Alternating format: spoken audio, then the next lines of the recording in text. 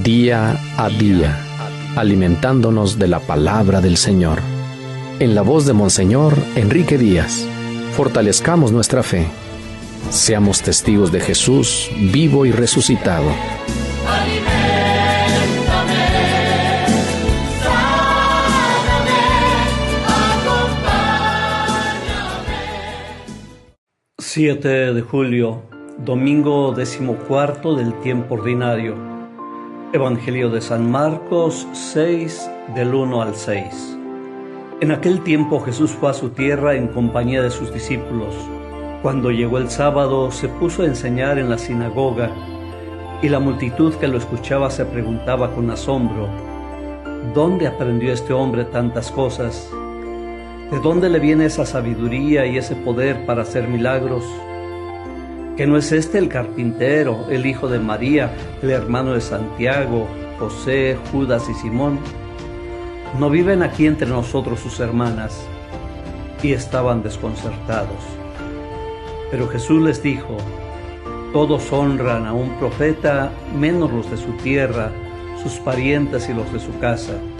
Y no pudo hacer allí ningún milagro, solo curó a algunos enfermos, imponiéndoles las manos. Y estaba extrañado de la incredulidad de aquella gente. Luego se fue a enseñar en los pueblos vecinos. Palabra del Señor. El profeta tiene la misión de hablar al pueblo en nombre de Dios. Viviendo sus mismas necesidades y angustias, descubre en ella la mano providente de Dios, reclama cuando el pueblo se aleja y recuerda la fidelidad al Dios de la alianza. Pero con frecuencia, al no ser escuchado, viene el pesimismo y llega la tentación de cuestionarse sobre la propia vocación. Hoy los 3 textos de la liturgia nos colocan frente a esta ardua misión del profeta, cuestionada, ignorada y con oposición. A Ezequiel el Señor lo confirma con su misión: esta raza rebelde sabrá que hay un profeta en medio de ellos. Pablo tiene que gloriarse de sus propias debilidades, y el mismo Jesús es rechazado, ya no solo por los escribas, fariseos y autoridades, sino también por el pueblo sencillo y llano que lo ha visto crecer. Así, quien dice y defiende la verdad es atacado y cuestionado, pero no puede callarse. Tiene la misión: ser profeta. Con mucha frecuencia el Evangelio nos presenta a Jesús rodeado de multitudes, aclamado y reconocido.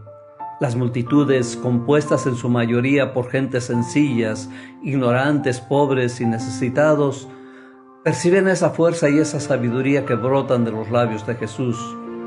Reconocen que la sabiduría y los milagros son presencia del reino de Dios. Así, Jesús, reconocido y aceptado, va sembrando su palabra. Pero no todo es miel. Su palabra también es contradicción. Su palabra cuestiona, su palabra descubre y desnuda las ambiciones de los corazones. Entonces es rechazada y provoca persecución. Cuando Jesús hace el milagro y se manifiesta poderoso, es fácil aceptarlo. Cuando sus palabras cuestionan y desestabilizan, cuando van en contra de posiciones y privilegios, cuando desenmascaran y exigen verdad, entonces son rechazadas.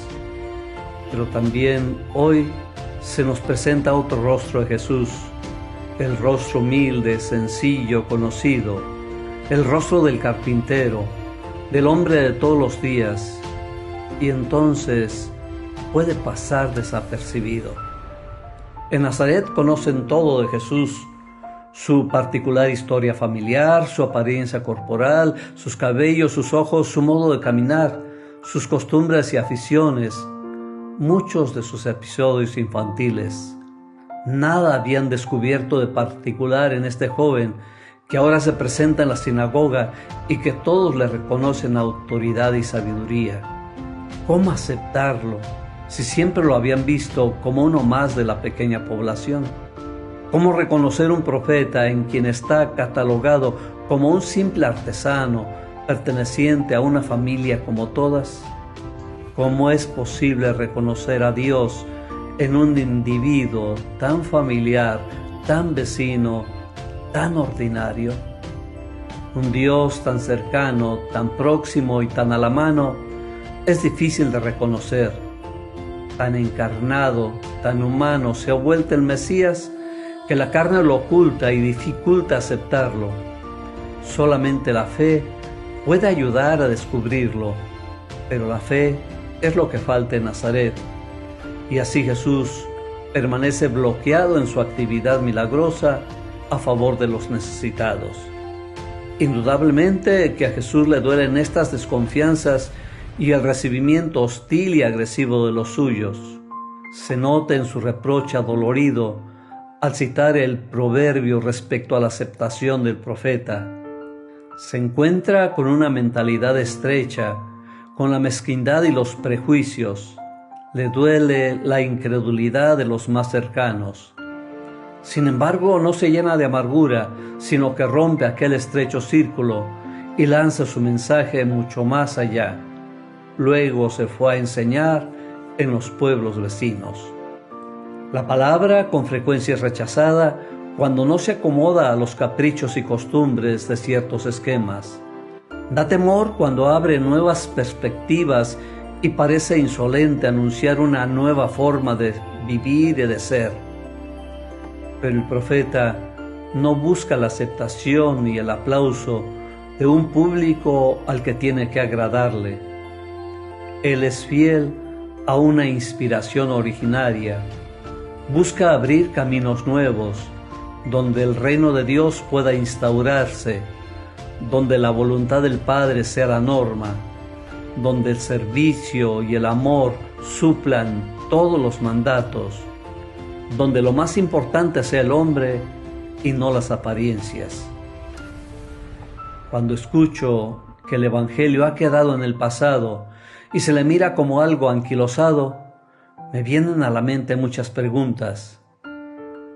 Puede ser que sea rechazado porque nos está cuestionando en profundidad y no somos capaces de una verdadera conversión.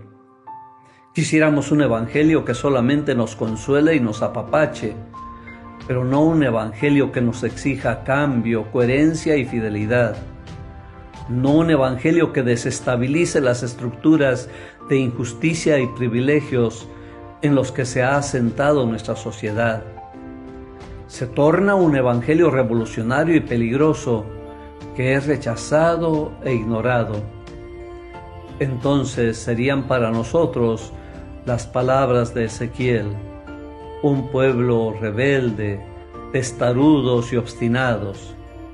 Y habrá que seguir proclamando valientemente el Evangelio. Habrá que ser fieles a nuestra misión de profetas. Pero también me pregunto si el rechazo que sufre el Evangelio no brota de la incoherencia y la falta de honestidad de quienes deberíamos predicarlo.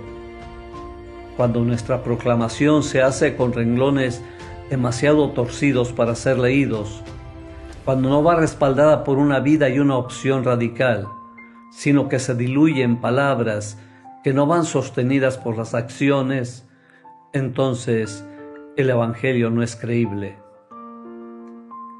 Hay una tercera posibilidad. A veces queremos una predicación que vaya adornada y sostenida por milagros y fuegos artificiales, por ruido y aspavientos. En cambio, Cristo se presentó encarnado, humilde, con un trabajo sencillo, como parte de una familia sencilla. Y desde ahí, desde su pobreza y apariencia ordinaria, predica, acompaña, sostiene, en silencio, en la oscuridad. Aparece el Evangelio en ropas sencillas y entonces es difícil reconocerlo, aún para los de casa. Descubra a Cristo en su mensaje hoy en mi mundo actual. El Señor te bendiga en nombre del Padre, y del Hijo, y del Espíritu Santo.